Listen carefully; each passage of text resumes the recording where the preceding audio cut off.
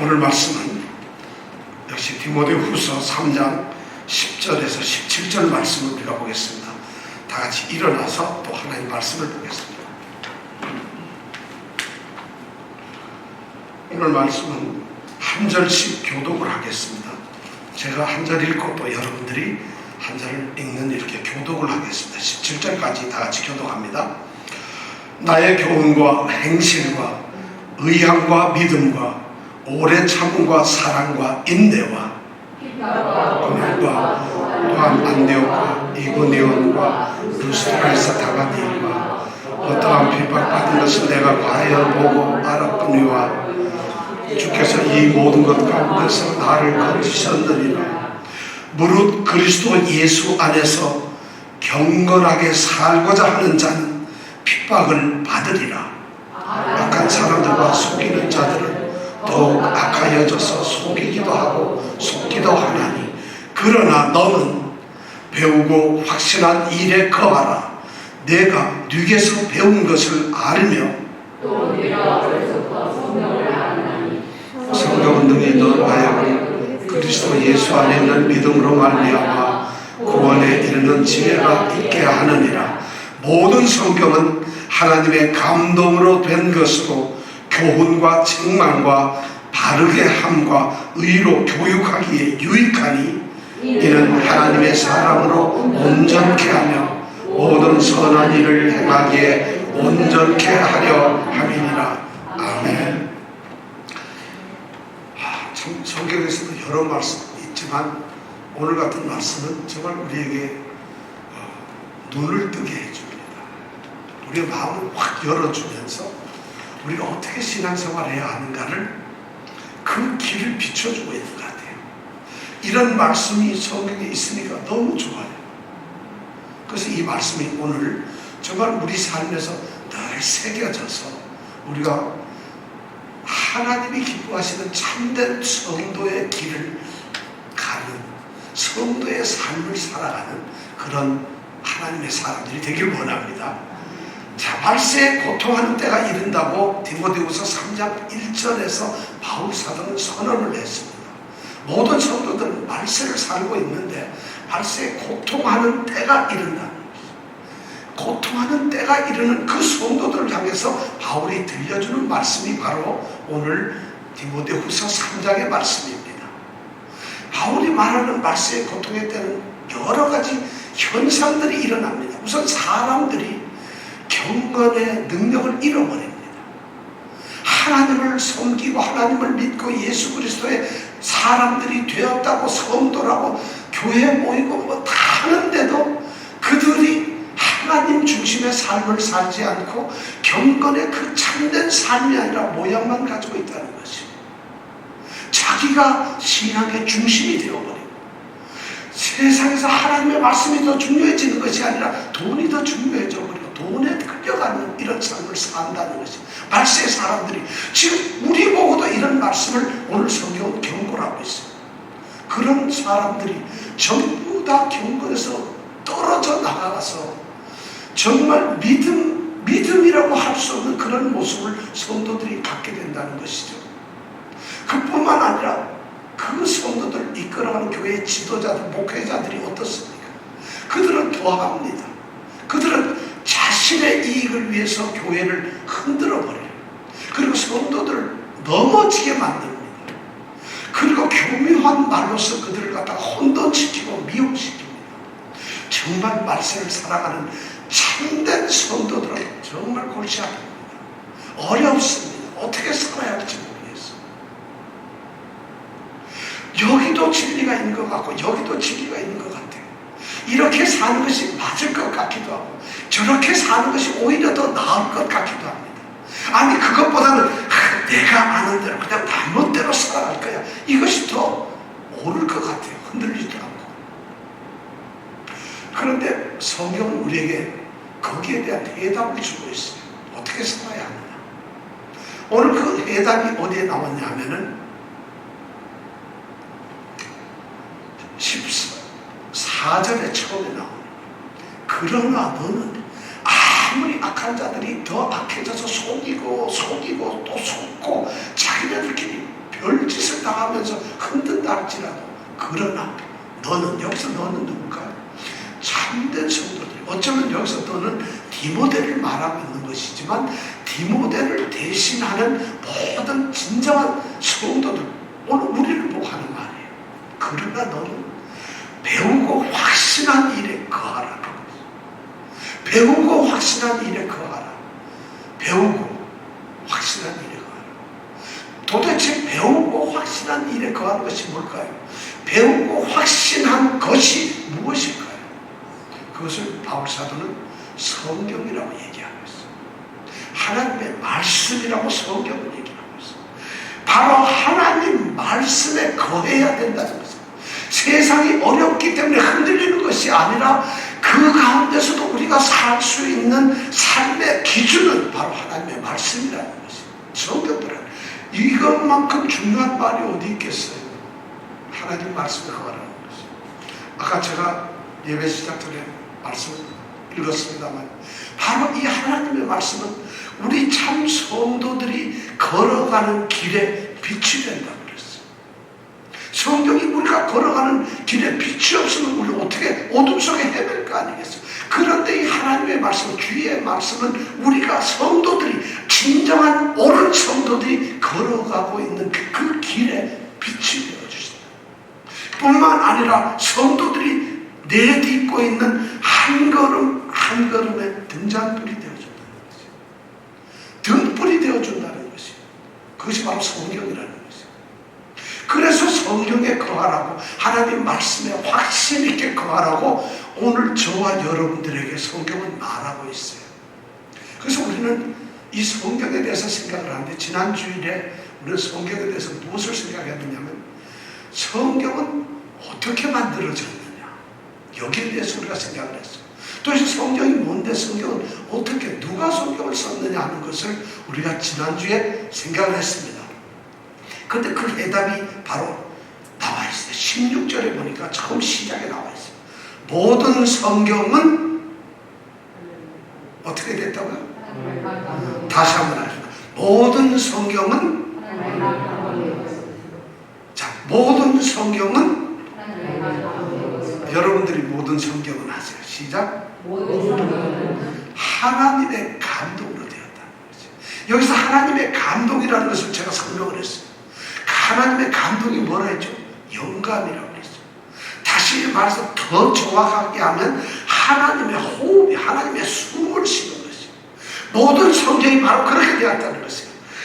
하나님이 여기서 모든 성경은 하나님의 감동으로, 하나님의 숨으로, 호흡으로 되어 있다고 이렇게 기록을 해놓은 것은 말이죠. 이 말씀을 우리가 여기서 더 나갈 필요도 없고 덜 나갈 필요도 없어요. 이 말씀을 그대로 받아들이면 돼요. 하나님은 성경을 쓰고 있는 성경 기록자들에게 숨을 불어넣으셨다고 말하지 않아요. 그들에게 숨을 불어넣지 않았어요. 오늘 말씀해 보니까 모든 성경은 하나님이 숨을 불어넣었다고 했어요. 그렇다고 해서 이 말씀은 하나님이 어떤 성경책이 누군가가 써놓고 기록되어 있는 그 책을 하나님이 숨결을 불어넣었다 이렇게 말하고 있는 것이 아니에요. 책을 보고 하나님이 숨을 불어넣은 것도 아니고 그 책을 쓴 기록자들을 향해서 숨을 불어넣은 것이 아니라 하나님은 숨을 불어넣으시면서 성경을 기록하셨다고 되어 있습니다. 성경은 하나님의 호흡의 기록이에요. 하나님이 숨을 쉬시면서 하면서 하나님이 말씀을 하시는 것이 기록되어 가고 있는 것이 바로 성경이었고 완성된 것이 바로 성경이라는 거예요. 그러니까 성경은 누가 만들었다? 하나님 자신입니다. 이 말씀이 바로 모든 성경은 하나님의 감동으로 되었다는 것이에요. 이 말의 진정한 뜻이 이런 거예요. 그러니까 우리는 이 성경책을 물론 우리는 학문적으로 바울이 기록했다, 누가 기록했다 하지만 우리는 이 말씀에 있는 모든 것들이 성령 그분이 기록한 것으로 우리는 받아들입니다. 이것이 바로 성경의 영감되었다는 것이에요.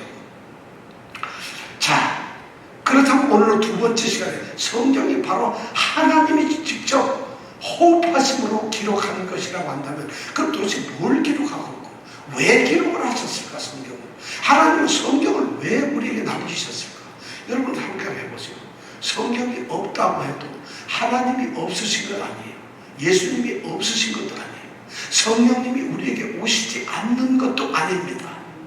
그럼 성경이 없다고 해서 우리가 신앙생활을 못하는 것도 아니에요.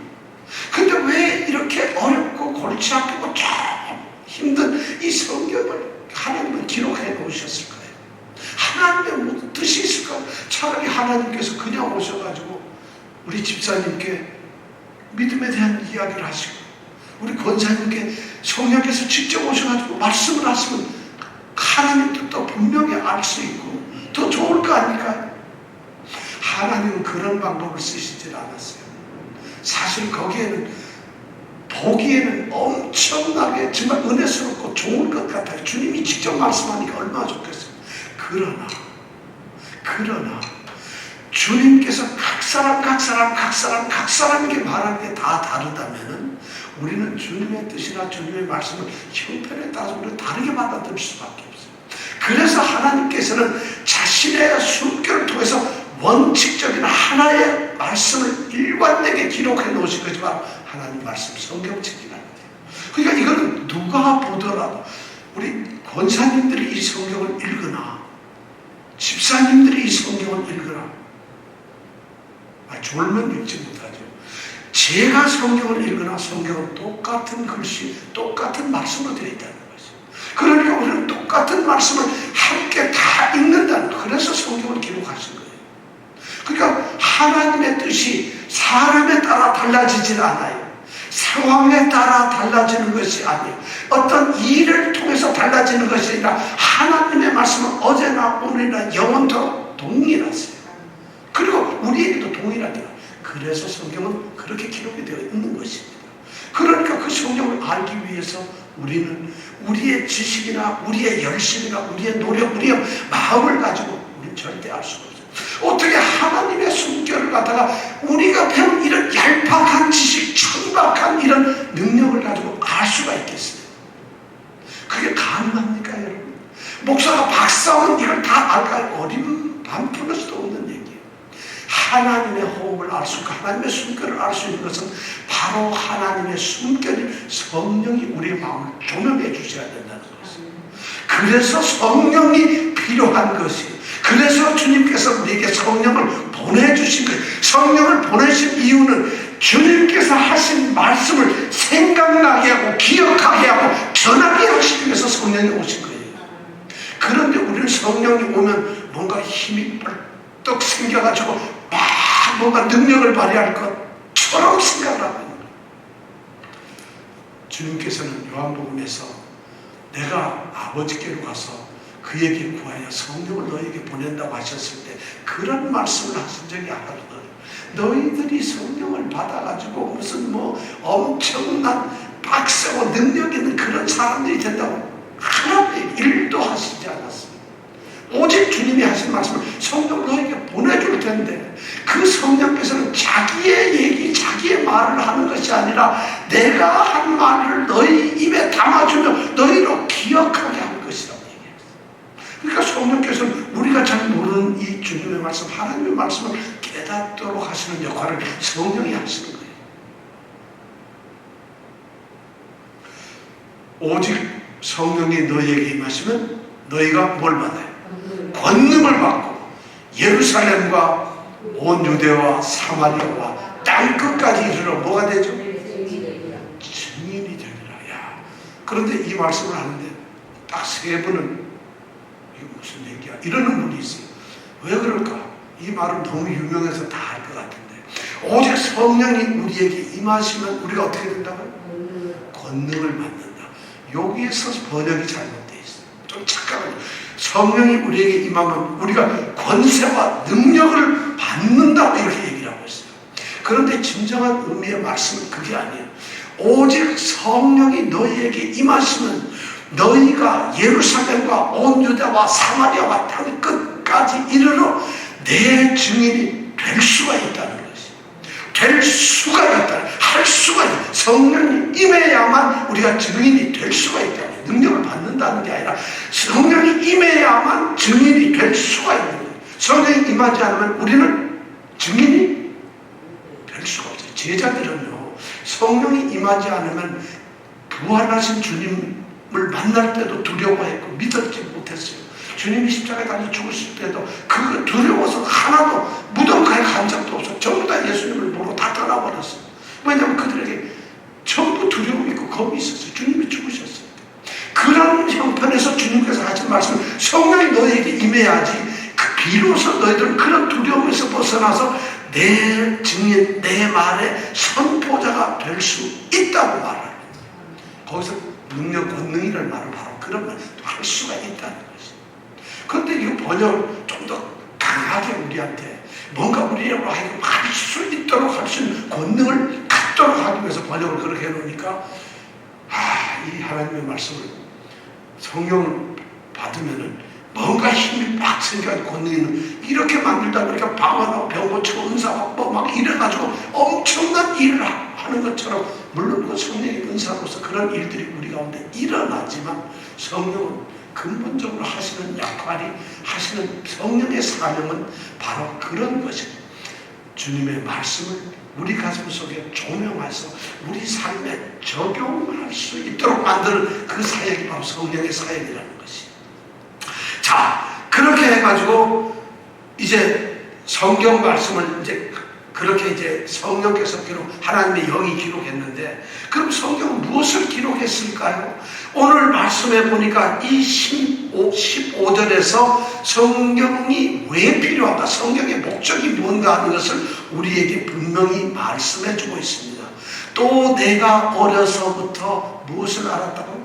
성경을, 다시 또 내가 어려서부터 성경을 알았나니. 자, 그럼 성경을 알았다는데 성경이 뭘까요?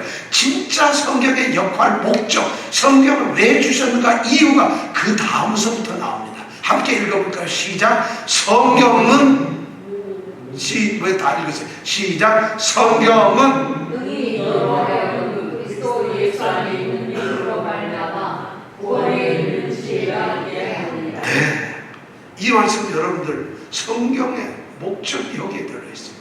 첫 번째 우리가 알게 되는 성경은 말이죠, 능히 너로 하여금 구원에 이르는 지혜가 있게 한다는 것이에요. 성경의 역할이 뭐냐면 무겁고 성도 표시를 내기 위해서 들고 다니는 것이 아니라 경건한 모습을 드러내고 남들과 차별하기 위해서가 아니라 설교할 거리를 만들기 위해서 우리에게 준 것이 아니라, 이 하나님의 말씀 성경은 뭐냐면, 성경은 능히 너는 누굴까요? 디모데겠죠. 당연히 디모데후서니까 그 디모데를 대신해서 오늘날 이 성경을 듣고 읽고 말하는 우리 모든 성도를 말하는 거예요. 성경은 능히 우리 성도들로 하여금 구원에 이르는 지혜가 있게 한다는 것이에요. 구원을 주신다가 아니에요. 성경은 우리에게 구원을 주시는 것이 아니라 구원에 이르도록 하는 지혜를 우리에게 있게 하신다는 거예요.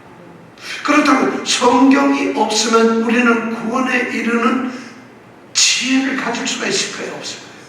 없다는 것이죠. 여기서 지혜는 성경 구원에 이르게 하는 방법, 길 또는 지식, 성경이 어떻게 우리가 구원에 이룰 수 있을까 하는 것을 우리에게 생각하도록 하는 그 지혜를 주신다는 거예요. 뭐가? 성경이 그렇다는 것이죠. 성경의 가장 기본적인 목적이 바로 구원에 이르는 지혜가 우리로 하여금 있도록 해주는 것이에요. 어떻게 구원에 이를 수 있을까? 구원이 과연 뭘까? 정말 구원은 내게 필요한 것인가? 왜 우리가 구원을 얻어야 하는가 하는 그 모든 것이 바로 성경에 있습니다. 왜냐하면 그것이 구원에 이르는 지혜예요. 구원을 모르고 구원을 얻을 수 없잖아요. 구원을 어떻게 얻는지 모르고 구원을 얻을 수 없잖아요. 구원을 왜 얻어야 하는지 이유도 모르고 우리가 구원에 이르는 지혜가 필요하지 않잖아요. 그러니까 구원이라고 하는 거기에 이르려고 하면은 어떻게라고 하는 모든 방법이 바로 성경에 나와 있다는 거죠. 그런 이야기를 합니다. 그렇다면 성경을 한마디로 말하면 뭘까요? 구원 안내서예요. 성경이 뭐라고요?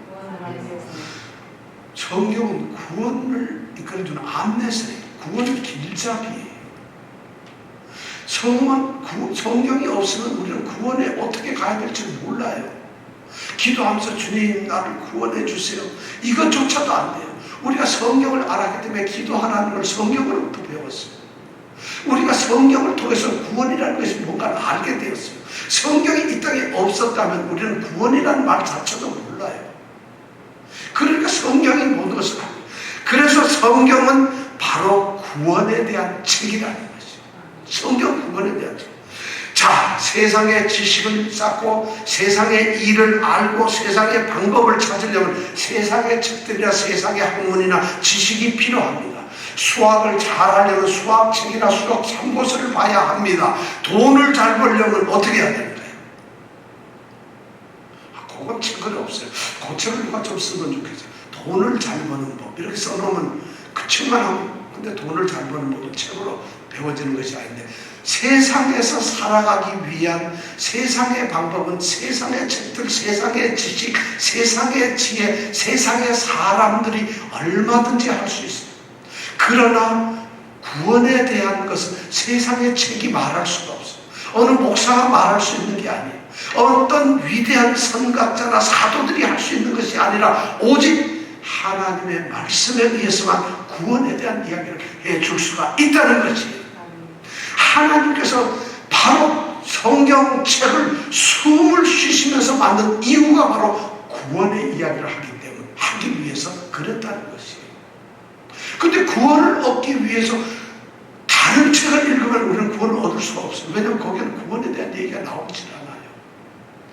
요즘에 뭐 이상한 책들이 구원을 길라잡이, 구원에 가까이 가는 뭐 이런 교과서, 참고서를 막 만들어가지고 무슨 베스트셀러처럼 만들었는데 그런 법은 있질 않아요.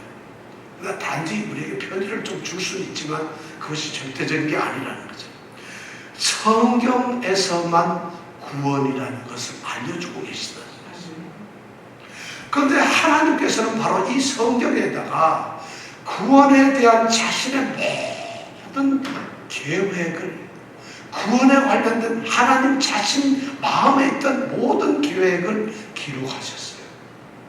그렇기 때문에 우리는 구원과 관련돼서 이 성경을 읽을 수밖에 없어요. 어떤 걸 기록하셨을까요? 하나님은 성경에서 하나님께서 호흡을 부르시면서 기록한 이 성경 말씀에 이런 것들이 기록되어 있어요. 하나님께서 하나님의 형상으로 사람을 만드셨다, 창조하셨다는 것을 기록하셨어요.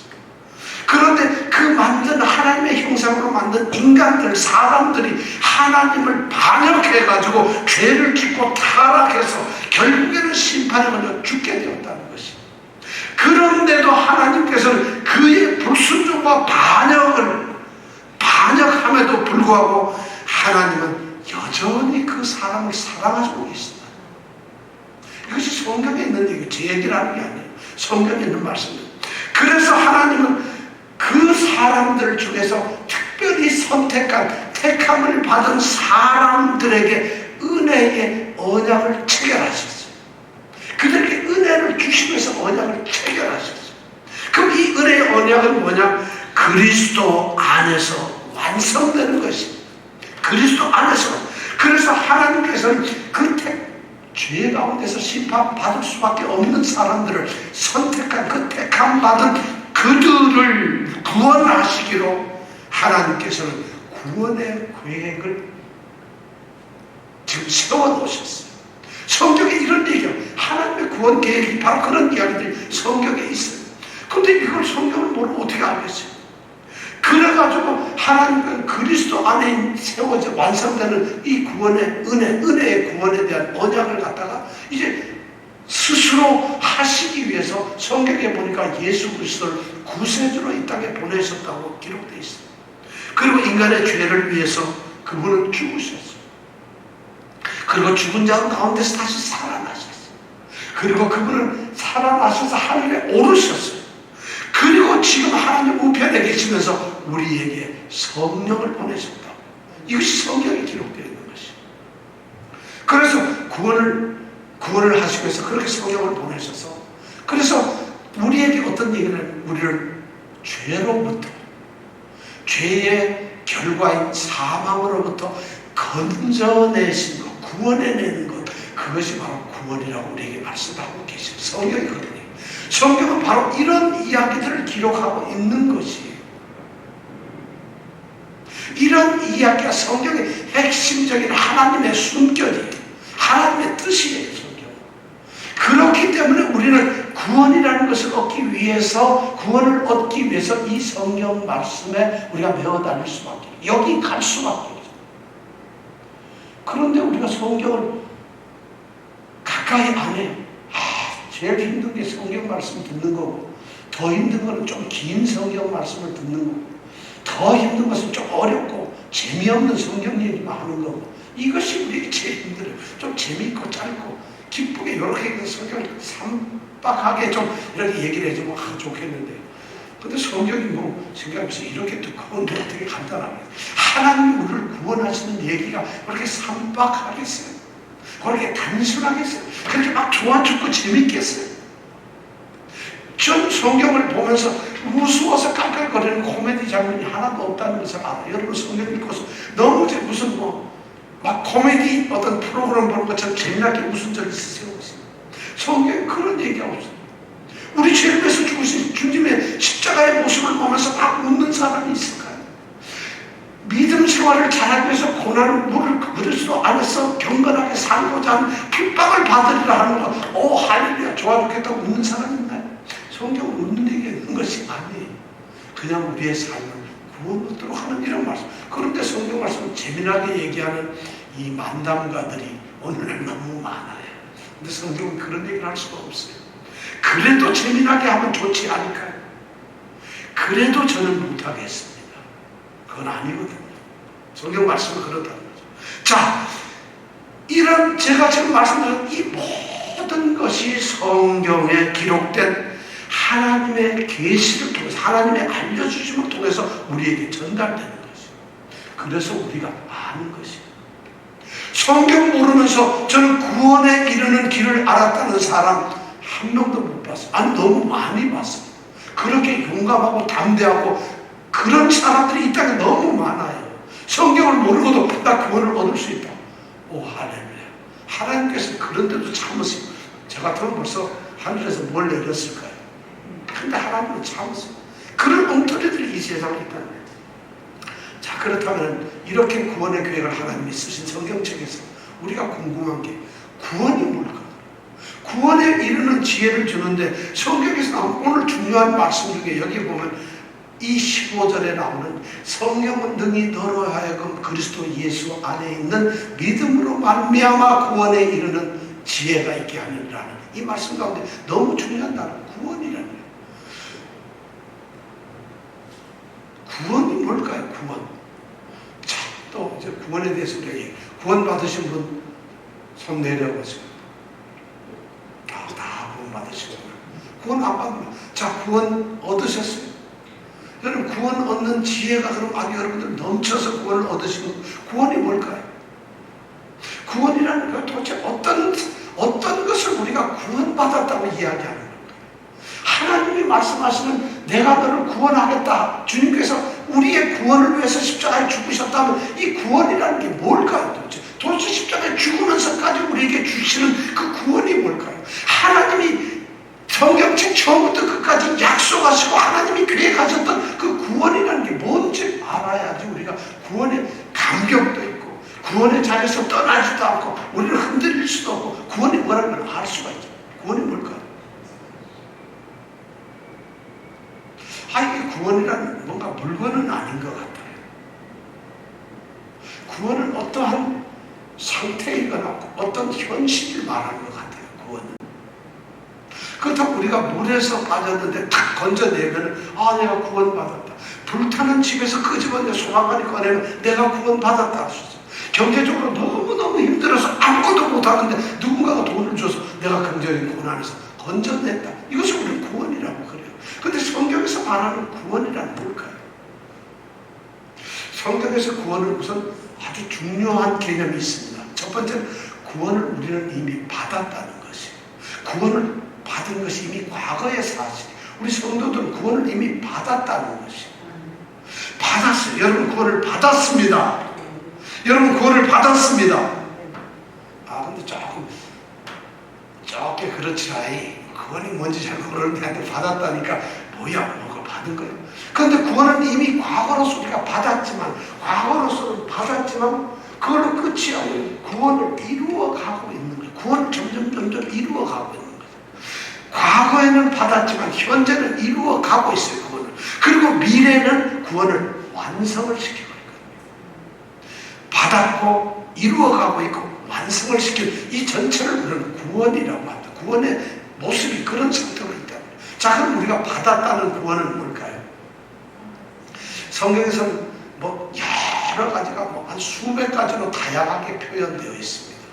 그런데 아주 핵심적으로 두 가지로만 설명을 한다면 구원이란 이런 거예요. 첫 번째가 뭐냐면 구원이란 의롭게 되었다는 것이. 자, 구원이 뭐라고요? 구원이 뭐라고요?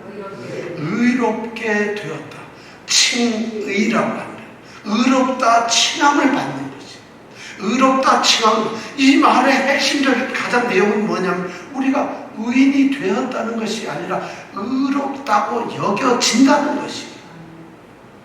우리가 근데 의롭다, 이 구원이 당신 난 구원받았다고 나는 의롭다고 하나님으로부터 칭함을 받았다는 것이. 의롭게 여겨지고 있다는, 하나님이 의롭게 여겨졌다는 얘기는 뭐냐면 우리가 죄 가운데서 죽을 수밖에 없고 죄로서 우리는 멸망받을 수밖에 없는데 그리스도 예수께서 십자가에서 죽으시고 우리 죄를 대신해서 죽으심으로 말미암아 우리 죄를 씻어주시고 그 죄에서 죽을 수밖에 없는 운명으로부터 우리를 건져내셔서 우리를 의롭게 만드셨다. 의롭게, 이게 구원이에요. 여러분, 우리가 뭐 어떻게 됐다고요? 의롭게 되었다. 지금 여러분들 우리 하나님께서 우리를 딱 보시면 집사님, 내가 너를 의롭다고 여겨주고 있어요. 나는 우리 이 집사님을 의롭다고 생각을 합니다. 하나님이 그렇게 인정을 해주는 이게 바로 칭의예요. 세상의 사람들은 보면 우리 이 집사님, 왜냐면 이 집사님이 둘이니까 누군지 모르죠. 자기만 얘기하는 것 같이 생각해요. 우리 이 집사님을 향해서 세상 사람들은 당신은 틀렸어. 당신은 생각이 나빠. 어찌 그럴 수 있어. 당신은 비겁해. 당신은 너무 이익만 챙겨. 당신 좋은 대로만 해. 당신은 전혀 도울 줄도 몰라. 당신은 생각이 틀려. 뭐 이렇게 말한다고 할지라도 하나님께서 우리 이 집사님께 너는 의로워졌어. 의롭다. 이렇게 말씀하시는 걸 뭐라 한다고요? 구원이라는 거예요. 칭의. 그러니까 구원의 첫 번째 모습은 칭의예요. 왜 그랬을까요? 그리스도께서 우리를 대신해서 죽었기 때문에 우리는 죄가 없어져 버려요. 그분이 내 대신 내 죄 때문에 죽었기 때문에 나의 죄는 없어져 버렸어. 그러니까 죄가 없어진 상태가 되면 그렇다고 죄가 왜 없어지겠어요? 그렇게 여겨주신다네.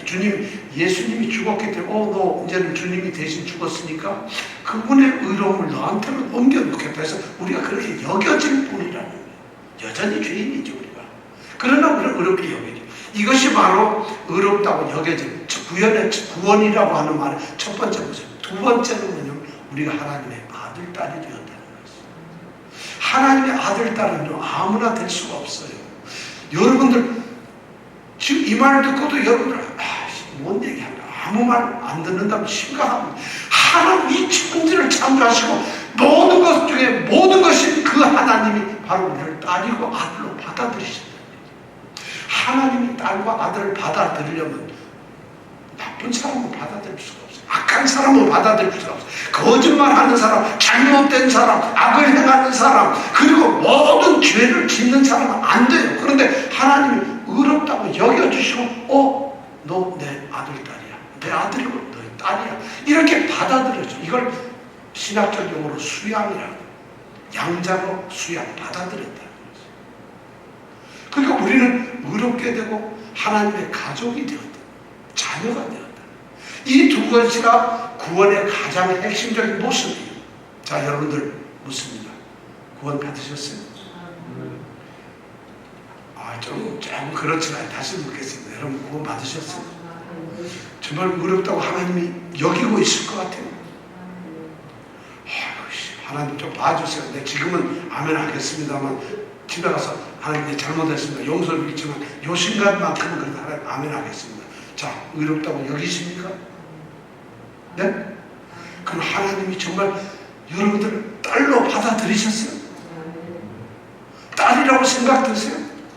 하나님 우리 아버지가 너무 그 육신의 아버지가 너무 싸나워서 난 딸 되는 거 싫었다. 사랑하는 딸이 되고 싶어. 바로 하나님께서 여러분을 딸로, 여러분을 아들로 받아들이세요. 이것이 과거의 일이에요. 이미 우리가 그렇게 되었다는 것이. 그럼 현재가 뭘까요? 우리는 그렇게 된 우리가 하나님의 의롭게 되었고 하나님의 아들, 딸로서 이제 된 사람들이, 구원을 받은 사람들이 구원을 이루어 간다는 얘기는 뭐냐? 하나님의 아들, 딸처럼 살아가고 있는 거예요, 우리는. 근데 살아가고 있는데 옛날처럼 다시 나쁜 짓을 하고 의롭지 않은 일을 하고 하나님의 아들, 딸과 같은 맞지 않은 삶을 살아가고 있다면 그것은 구원을 이루어가고 있는 것이 아니라는 것이죠. 그래서 구원을 이루어가고 있는 이 과정을 성경에서 우리가 신학적으로 성화라고 합니다. 거룩하게 되어가고 구별되어가고 옛날과 다르게 구별되어가고 있는 것이죠. 그렇다고 해서 성화 거룩하게 되는, 우리가 지난주에 우리가 이 대요리 문답에서 했지만 성화는 완성된 것이 아니라고 했어요.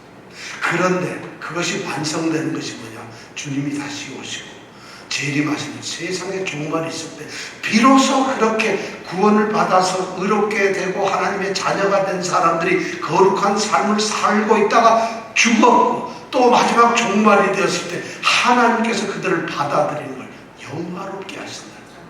그래서 우리에게 영원한 생명, 하늘나라로 가는 거죠. 그래서 우리가 천국을 가는 거예요. 천국은 우리가 기도를 하면 그냥 기도 많이 한 시간 순서대로 가는 것이 아니라 바로 구원을 받은 의롭게 여김을 받고 하나님의 자녀가 된 자들이 거룩한 성화의 삶을 살고 이루어 가다가 그리고 그의 생명이 다했을 때 그때 우리에게 주어지는 것이 바로 하나님의 영원한 천국이라는 거예요. 근데 천국을 바란다면서 아니야, 천국을 바라려면 어디서 모여 있어야 돼. 그래가지고 어디 가서 막 모여가지고 날짜 정해놓고 주여 하면 그날 우리가 영화롭게 된다. 이런 말이 성경에 어디 있겠어요? 이 성경 말씀을 이런 걸 알아야만 우리가 구원에 이르는 지혜가 생기는 거예요.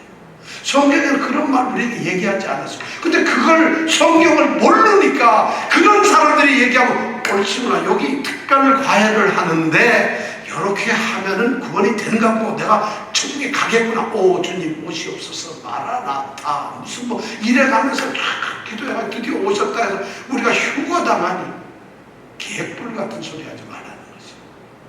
지금 얘기하죠. 구원을 우리가 이미 받았고 이루어가고 있는 것이, 여기에 충실한 삶을 살 때 이루어가고 있지 않으면 그건 구원이 우리에게 다가오는 것이 아니라는 거죠. 이것이 바로 뭐라고? 구원이라는 거예요. 자, 구원이라는 건 우리가 중요한 게, 구원이란 뭐냐? 의롭다 여기심을 받았고 그래서 하나님의 자녀가 되었다는 거죠. 이미 되었어요. 그리고 우리가 거룩하게 구별된 삶을, 성화의 삶을 살아가고 있으면서 구원을 이루어가고 있어요.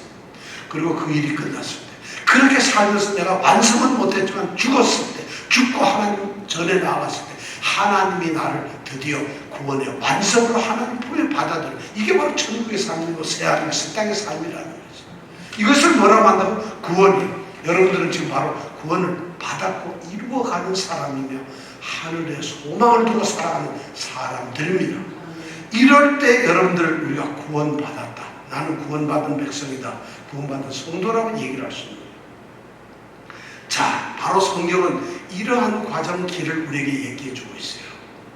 그런데 이 구원에 이르는 지혜에 대해서 그 지혜가 뭘까 우리가 곰곰이 생각하는데 오늘 말씀에서 또 중요한 말씀이 있어요. 성경은 능히 너로 하여금 구원에 이르는 지혜가 있게 하느니라 하고 되어 있는데 그 가운데 들어있는 중요한 말씀이 있어요. 성경은 능히 너로 하여금 구원에 이르는 지혜가 있게 하느니라 한 요 15절 말씀 가운데 너로 하여금 구원에 이르는 그 가운데 있는 중요한 말씀이 그 가운데 있다는 것이, 그 말씀이 뭘까요? 다 같이 한번 읽어볼까요? 시작. 그리스도 예수 안에 있는 믿음으로 말미암아. 다시 시작. 그리스도 예수 안에 있는 믿음으로 말미암아. 그럼 다 전체 읽어볼까요? 성경은 능히 너로 하여금 그리스도 예수 안에 있는 믿음으로 말미암아 구원에 이르는 지혜가 있게 하느니라. 옳거니 여기에 너무 중요한 단어 두 개가 나와요. 그리스도 예수, 그리고 또 믿음. 그리스도 예수, 믿음. 이 두 가지 중요한 기둥을 축으로 해서 뭐가 이루어진다? 구원에 이르게 되잖아요. 구원에 이르게. 그러니까 구원은 뭐가 있어야 될까요? 전적으로 중요한 건 그리스도 예수가 계셔야 돼요. 그리고 그리스도 예수를 어떻게 해야 될까? 믿어야 된다는 이 두 축이 바로 우리를 구원에 이르게 한다. 그런 그 그리스도 예수가 누구신가 알아야 되고, 그리스도 예수를 믿는 것이 무엇이라는 걸 알아야만 비로소 구원에 이르는 뭐가 생길까요? 지혜가 우리예요. 지혜는 그 깨달음이 우리가 믿음이 이런 거로구나, 이렇게 믿어야 되는구나, 그럼 그리스도 예수는 이렇구나, 이걸 알아야 우리가 구원에 이른다는 것이에요. 이런 것이 어디에 기록되어 있다고요? 성경에. 하나님은 우리를 그냥 구원하시는 게 아니라 이렇게 길을 열어놓으시고 그 길대로 우리가 하기를 원하시고 우리 오기를 바라고 기다리시고. 자, 그리스도 예수 믿음. 우리가 그리스도 예수에 대해서 성경은 뭐라고 말하고 있을까요? 자, 너무 중요한 게, 구원에서 가장 중요한 것은 믿음도 아니고 구원이라는 그 자체도 아니고 오직 가장 중요한 건 그리스도 예수예요. 그리스도 예수가 시작이고 과정이고 결과고 출발이고 모든 것의 전부 다예요. 마침이에요, 그리스도 예수가. 그런데 그리스도 예수에 대해서 성경은 말씀하고 있어요. 구약에서는요, 우리가 성경책이 이렇게 두껍지만 구약 신학이 되잖아요. 구약에는 그리스도 예수가 구세주로 오실 것을 예언하는 책이에요. 구약이 뭐라고요? 구약은 전부 몇 권이죠?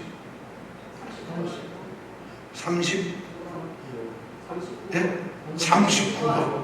39권 전체 구약은 뭐라고요? 그리스도 예수가 구세주로 오시는 예언의 말씀이에요.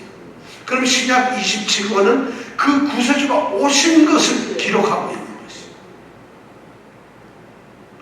제가 지난주에 숙제를 냈습니다. 지금 이 시간이 바로 그 숙제를 우리가 대답해야 될 시간입니다. 성경은 전부 몇 장으로 되어 있을까요? 이거 한 장 한 장 언제 세봤어요? 이게 장수 다 못 셌어요.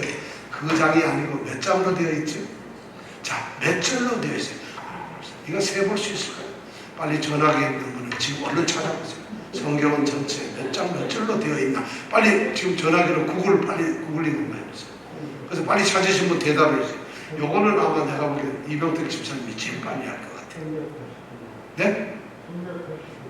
안 들립니다. 크게 저 뒤에 1189장으로 되어 있습니다. 어떻게 다시 몇 장? 1189 전부 몇 장이요? 1100. 성경은 39권 27권으로 되어 있고 몇 장? 1189. 자, 몇 절로 되어 있을까요? 네? 다시 크게 뒤에가 잘 들리게 하세요. 시작. 173절. 31,173절. 31,173절. 31173. 다시 시작. 31173. 한 번 더 시작. 31173. 몇 장 시작. 1189. 31173. 이거 정말 우리 이 집사님이 잊어버리겠어요. 자기가 말하고. 그렇지만 내일 모레 가면 잊어버리실 것 같아요. 자, 성경은 그렇다. 이게 바로 성경이에요. 근데 이 성경 전체의 핵심적인 얘기가 뭐냐면 예수 그리스도. 구약은 바로 그 예수 그리스도가 메시아로 오실 거라는 걸 끊임없이 예언을 하고 있어요. 그리고 신약에 들어와서 드디어 예수 그리스도께서 오시잖아요. 자, 그래서 그렇게 되는데 신약 성경을 보면 제일 앞에 복음서가 4개가 나오죠. 이 복음서는 뭘 기록했어요? 예수 그리스도가 어떻게 태어나셨는가, 그리고 그분이 어떤 삶을 사셨는가, 그리고 그분이 무슨 일을 하셨는가, 그분이 어떻게 죽으셨는가, 그 사람이 죽고 난 다음에 어떻게 되었는가, 이런 것을 예수 그리스도 이 땅에서 메시아 구세주로서 그리스도로서 이 땅의 사람으로서 어떻게 살아가셨는가를 기록한 것이 뭐라고요? 복음서예요. 근데 성경 복음서 나 안 읽어요. 나 그런 거 예수 모르면 그리스도 예수 안에 있는 믿음인데 그리스도 예수 모든 구원을 얻을 수가 이룰 수가 없어요. 그런데 하여튼 그래요. 자, 복음서는 바로 그분의 삶과 사역과 죽음과 그분의 부활과 모든 그분의 말씀과 이 모든 것이 복음서 안에 기록되어 있어요. 그렇다면 그 사도행전은 뭘까? 복음서 4개 다음에 사도행전 나옵니다. 사도행전은 바로 그 예수를, 이 땅에 살아서 구세주로 오셨던 그리스도 예수를 사도들이 온 세상에 전파하는 증인의 삶을 산다. 그분을 전달하는 거예요. 예수가 이런 분이다, 우리의 구원자이시다, 예수를 믿어야 구원을 얻는다, 예수를 어떤 이런 것을 전하는 것을 기록해놓고 그 사역을 그것이 우리 삶에서 어떻게 이루어졌는가 곳곳에 전하는 게 바로 사도행전이에요. 그리고 그 다음에 사도행전 딱 지나면서 로마서부터 유다서까지 편지가 나옵니다. 사도들 서신이 나옵니다. 그 서신은 뭘까요? 그 예수님의 삶과 예수님의 그것을 이제 좀 더 우리에게 가르칠 수 있도록 그걸 갖다가 자세히 기록을 합니다. 십자가가 어떤 의미인가? 우리가 그 예수의 삶에서 예수님의 말씀이 어떤 말씀을 하셨는가? 그것을 막 해석하고, 그리고 그 말씀을 우리가 이 세상의 성도로 구원받은 자로서, 성도로서 어떻게 우리의 삶을 살아가야 하는가를 기록해 놓은 것이 바로 서신서예요. 우리가 지금 공부하는 게 바로 그거예요. 그래서 성경은 너로 하여금 구원에 지혜가 있게 한다, 이 말씀을 우리가 배우면서 아, 성경은 이런 거구나, 내가 신앙생활 이렇게 해야 되는구나 하는 걸 깨닫게 한다는 거죠. 그러니까 서신서는 전부 사도들이 그런 이야기를 쓰고 있어요. 그래서 성경 말씀을, 하나님의 뜻을, 구원의 뜻을 어떻게 우리 삶에 적용하고, 구원받은 성도는 어떻게 살아야 하는가, 구원받은 성도는 무엇을 꿈꾸며 있어야 하는가, 구원받은 성도는 도대체 어떤 존재여야 하는가를 기록한 것이 바로 서신서입니다. 근데 그걸 모르면서 신앙생활 한다고요? 머리가 갑자기 아파집니다. 있을 수가 없는 얘기를 하고 있는 거예요. 요한계시록은 뭘까요? 그것이 완성되는데, 아까 얘기한 우리의 구원의 완성이 어떻게 될 것인가를 마지막에 기록해 놓은 게 계시록이에요. 계시록을 그러면서 우리가 보는 그런 관점이 바로 성경인데, 7대 대접이 어떻고, 백만 탐게 어떻고, 새하늘 새 땅이 어떻고, 마지막 고생을 받는데 마지막 날에 아마겟돈 전쟁이 어떻고, 그런 거에 우리가 빠지는 것이 아니라는 거예요. 요한계시록은 바로 그 영광스러운 주님이 우리를 구원하고 영접하시면서 재림을 하시는 거고, 우리가 미리 죽으면은 바로 그 영광스러운 하나님의 품에 새하늘 새 땅에 들어가서 우리 살고 있다는 이 비전을 보여준 게 요한계시록이에요. 근데 그런 걸 갖다가 이 사건들이 계시록 자기가 전문가래, 30년 연구했더니 엉뚱한 소리하고, 지금 누가 적기를 있었는데 무슨 유럽연합이 적기를 있어 어떻고 무슨 별 찐빵 같은 소리 하고 있다는 것이에요. 제발 그러지 말라는 것이에요. 그럼 또 학자들이 그게 그런가 하고, 성경을 그런 식으로 연구하지 말라는 거예요. 이 성경 스토리, 바로 신약 성경은 예수님에 대해서 모든 것을 기록하고 있어요. 그분의 과거, 현재, 미래를 온전하게 기록을 해요. 그분이 어떤 분인가를 기록을 하고 있어요. 지금 하나님 우편에 앉아 계시는 그리스도, 우리의 구원과 심판을 완성하시기 위해서 다시 오시는 그리스도, 이것이 요한계시록이 전부 다라는 거죠. 그런 이야기가 기록되어 있다. 자, 이런 예수 그리스도를, 그냥 예수 그리스도는 구원의 주가 되시는 분인데, 그럼 우리가 구원을 얻기 위해서 어떻게 해야 될까요? 예수 그리스도를 어떻게, 그 안에, 그리스도 예수 안에 있는 뭘로 우리가 구원을 얻을지? 믿음으로. 자, 그 믿음은 뭘까? 믿음. 자, 우리 오늘 너무 중요한 단어, 예수 그리스도, 믿음, 구원. 자, 믿음이 뭘까요? 믿음. 믿음이 뭘까요? 믿음, 믿는 거. 그렇죠. 믿는 거죠. 믿음에는 중요한 요소가 3가지가 있어요. 첫 번째는 예수 그리스도를 아는 것이에요. 예수 그리스도를 아는 것이에요. 알지 못하고 믿는 거, 그건 믿는 게 아닙니다. 첫째가 아는 것이에요. 두 번째는 뭘까요? 예수 그리스도 그분을 갖다 시인하는 것이에요. 알고 나서는 이분이 그리스도로구나, 이분이 메시아로구나, 이분이 하나님의 아들이로구나, 이분이 이 땅에 오셨구나, 죄인 때문에 오셨구나, 그것을 갖다가 내가 인정하는 거예요. 믿음이 첫째 알아야 되고 그것을 인정해야 돼요. 그 다음에 3번째가 뭐냐면 그것을 진짜로 신뢰하고 순종하는 거예요. 따르는 것이죠. 이 3가지를 합쳐가지고 믿음이에요. 그러니까 믿음, 저 사람 믿음 생활 잘해요 하는 것은 우리에게 보여져요. 사실 믿음의 생활은 안 보여지는 게, 막 기도하는 모습, 찬양하는 모습, 설교 듣는 모습, 이것이 중요한 믿음의 모습인데, 말씀을 듣는 거니까 그런 것이 아니라 과연 나는 예수 그리스도를 정말 fully 알고 있는가, 그리고 그분을 갖다 나는 고백을 하고 내 삶에서 모두 고백하고 있는가, 그리고 내가 삶 속에서 살아가면서 그분을 절대로 의지하고 순종하고 있는가, 이런 것이 합쳐졌을 때 그걸 뭐라 한다고요? 믿음이라고 한다는 거죠. 이런 걸 알아야만 물론 구원에 이르는 지혜가 있게 하는 것이죠. 그럼 이 믿음을 갖기 위해서는 알아야 되고 시인하고 고백해야 되고 의뢰하고 순종을 해야 되는데, 그 과정에 반드시 그렇게 되려면 두 가지가 필요해요. 이 두 가지가, 첫 번째가 거듭남이에요.